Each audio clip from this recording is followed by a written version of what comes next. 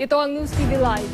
Emosyonal na ang pamilya Estrada matapos makatanggap ng balita mula sa kanilang abogado na may arrest warrant na laban kay Senador Jinggoy Estrada.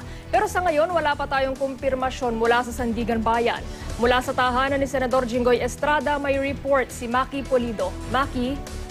Trisha, ngayon lang na nakatanggap nga ng balita ang staff ni Senador Jinggoy Estrada na may ilalabas na warrant of arrest. Kaya kani-kanina lamang, mga ilang minuto pa lang ang nakakalipas, ay nagtayuan na yung mga staff ni Senador Estrada na nandito na buong umaga na naghihintay ng balita mula sa Sandigan Bayan. Nagtayuan na sila, sumakay na sila sa coaster na nakaabang dito sa labas ng bahay ng Senador para handa na sila, para pag nasa loob na sila ng sasakyan ng coaster ay handa na sila sa oras na bumabanga si Senador Jinggoy Estrada dahil katapos ng mag-almusal ay umakyat muna siya saglit sa kanyang kwarto.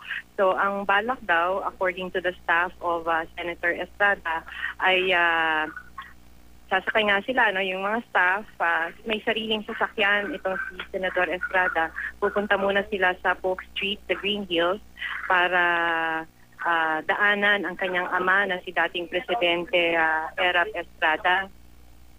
At mula doon ay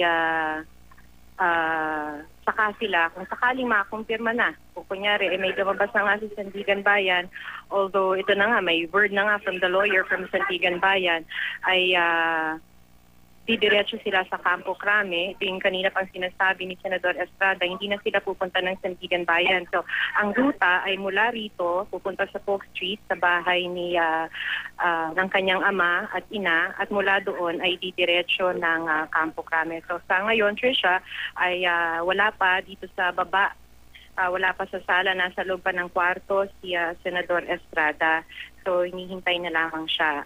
Pero buong umaga, Trisha, ay talagang may tension dito sa loob ng bahay dahil nga sa paghihintay nitong warrant of arrest. At makikita mo naman kanina, nung kausap natin kanina ang senador, na talagang malungkot siya, no? Pero dahil nga nung kapanayam natin siya nung Biyernes na sinasabi na nga niya na ang pinakamahirap na gagawin niya pagka lumabas itong warrant of arrest, iwan yung kanyang bunso, yung 8 taong gulang niyang bunso na si Jill. So the whole weekend, dahil hindi nabigyan naman ng oras, ay the whole weekend sinasabi kanina ng senador that he spent the weekend with his family, nag-bonding pa. Nagkaroon pa nga daw ng surprise na parang wedding ceremony dahil dapat ay magsi-celebrate silang mag-asawa ng 25th anniversary nila itong darating na Sabado, pero hindi na nga ito magagawa dahil nga dito sa paghintay sa paglabas ng warrant of arrest. Siya? Maki, hindi na ba niya hihintayin na maisilbi sa kanya yung warrant of arrest? Okay. So hindi pa natin medyo busy pa yung yung mga staff dito sa loob ng bahay, Trisha. Pero hindi naman siguro sila pupunta sa Camp Crame nang wala pa talagang warrant of arrest kasi ang nag-confirm lang naman yung lawyer sa kanila, tapos yung mga staff ay naghanda lang naman sila, sumakay lang naman sila sa sasakyan para handa na. At hindi naman sila didiretso pa, Trisha, ng Camp Crame. Sila, ang balak nila ay pupunta muna ng Polk Street sa North Green Hills. So, kaya lang naman nagkaroon ng ganitong activity sa bahay ni Senador Estrada at nakakuha na nga sila ng kumpirmasyon di umano mula sa mga abogado nila na nakaantabay sa Sandigan Bayan, Trisha. So Maki, mula dyan, nabanggit mo kanina, magtutungo si Senador Estrada kasama ang kanyang pamilya sa Polk Street. Pagkatapos ay didiretso ng CIDG. At doon din ba, meron din bang hiling si Senador Estrada na sa custodial center siya ng PNP i-detain? Sa pagkakaalam natin, di natin alam sa ngayon kung ano yung hiling niya, no? Basta ang alam natin ay sa Camp Crame siya didiretso. So kung sa Camp Crame, you are talking about the PNP Custodial Center.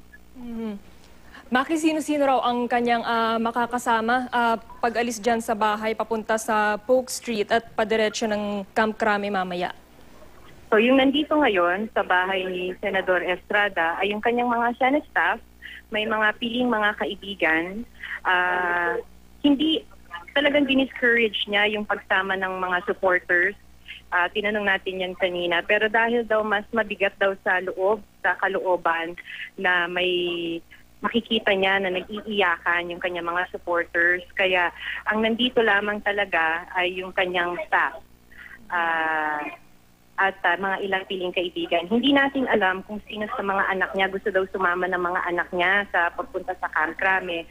Ang nabanggit lang ng senador ay kung maaari, ayaw niyang, kahit gustong sumama ng kanyang bunso, ay ayaw nilang isamang mag-asawa because masyadong magiging traumatic for the child. Siya. Okay. Maraming salamat sa iyo, Maki Pulido.